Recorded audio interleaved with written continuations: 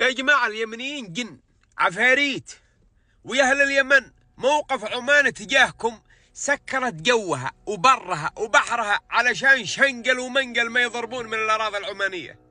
أسمنا جن النبي سليمان كلها في صنعاء، عفاريت النبي سليمان في الحديدة يا رجل القصف، ومشغلين بو بكر سالم إيش من بشر.